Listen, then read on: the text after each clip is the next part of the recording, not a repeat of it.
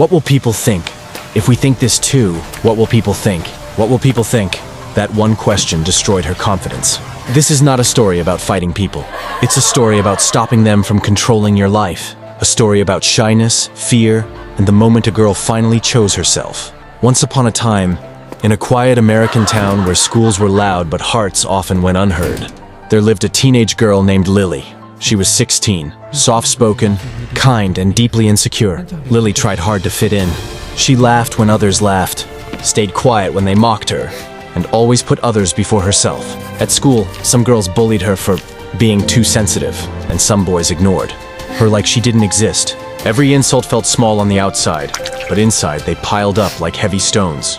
Lily smiled often, but she had forgotten what it felt like to love herself. One afternoon, after a particularly cruel day at school, Lily walked away from everyone and sat alone in a small park near the edge of town.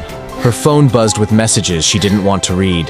Her chest felt tight and tears slipped down her face. "Why am I never enough?" she whispered. That was the moment she broke.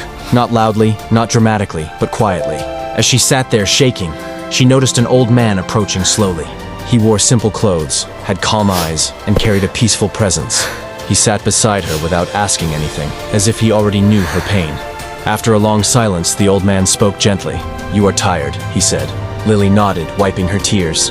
"I try so hard for everyone," she whispered. "But no one cares." The old man smiled softly.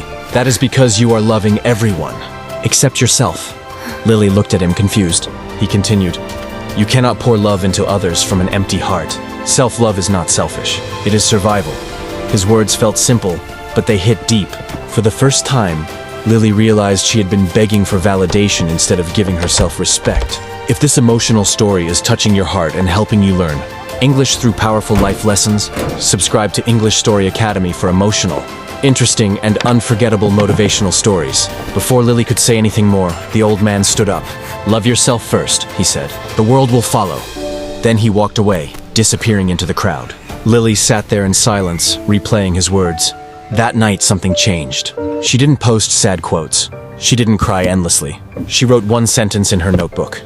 "I deserve respect, even from myself." The next day, she stood a little straighter. She stopped apologizing for existing.